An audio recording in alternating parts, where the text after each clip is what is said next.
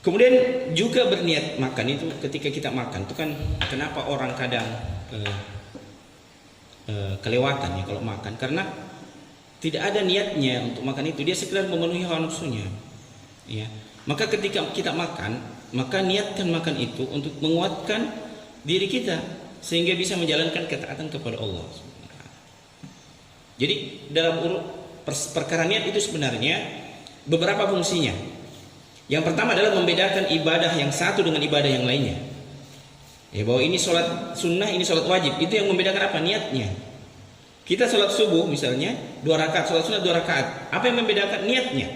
Saya niat sholat sunnah ini, saya niat sholat wajib ini. Itu niatnya. Ya. Atau membedakan antara hal-hal yang akan dinilai ibadah dengan hal-hal yang sekedar kebiasaan dan tidak ada pahalanya. Ya, kita mungkin sama-sama makan, tapi niatnya makan yang satu adalah memenuhi hawa nafsunya untuk makan. Dia tidak berdosa dan juga tidak berpahala. Ya.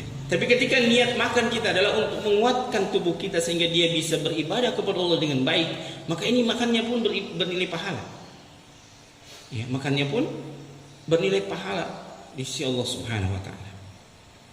Begitu juga yang lain, ya. Begitu juga urusan-urusan yang lain. Maka niat ini menjadikan kita ini bisa terus beribadah kepada Allah Subhanahu wa taala meskipun yang kita lakukan itu bukan ibadah yang sifatnya khusus. Iya. Kita melangkahkan kaki kita misalnya ke suatu tempat, ya. Maka langkah kaki kita itu adalah langkah kaki ibadah.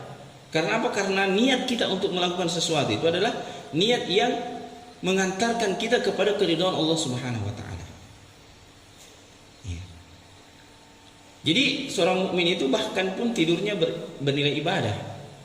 Ya, bukan cuma ketika dia berpuasa, tapi bahkan pada setiap keadaannya dia melakukan hal-hal yang dengan perkara itu dia beribadah kepada Allah Subhanahu wa taala. Ya. Dia mendengar, makanya dalam hadis disebutkan, ya, tidaklah seseorang itu melaksanakan perkara-perkara yang disunnahkan, ya, sampai Allah mencintainya. Kalau Allah sudah mencintainya, maka Allah akan menjadi mata yang dia gunakan untuk melihat, telinga yang dia gunakan untuk mendengar, lidah yang dia gunakan untuk berbicara, tangan yang dia gunakan untuk memegang. Ya, artinya kita sama-sama melakukan aktivitas kita bersama. Ya, kita juga makan, mereka juga makan. Kita melangkahkan kaki kita mereka juga melangkahkan kakinya. Tapi yang membedakan adalah bahwa langkah kaki kita itu berpahala, makan kita itu berpahala, tidur kita itu berpahala. Karena apa?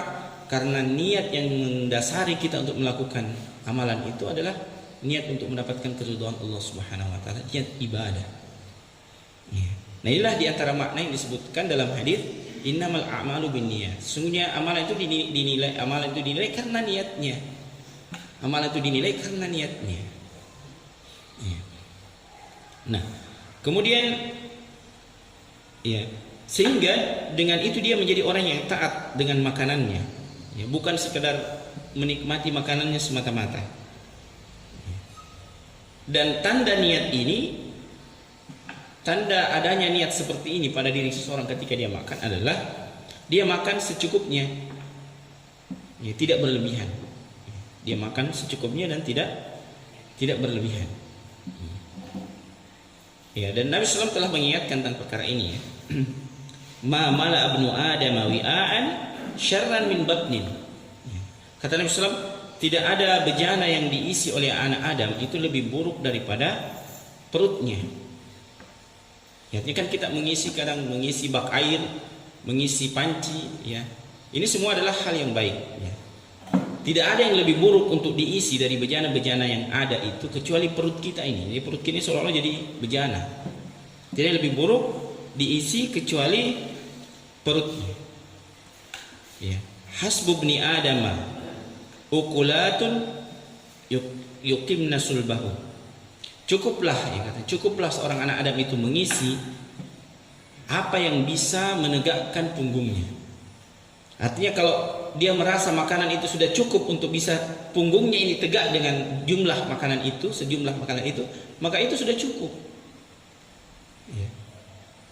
Kalau rasanya, ya, dengan jumlah makanan yang kita makan itu sudah bisa tegak punggung kita ini, tidak longlai kita, tidak loyo kita, maka itu jumlahnya sudah cukup.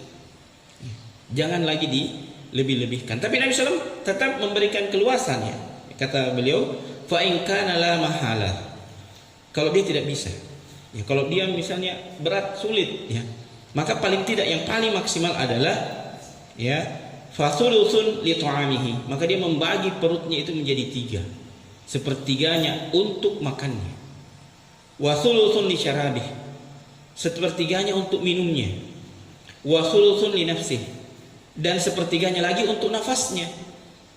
Yaitu paling maksimalnya itu yang diperbolehkan. Kalau makannya sudah lebih banyak daripada rongga perutnya, maka itu sudah tidak cocok ya.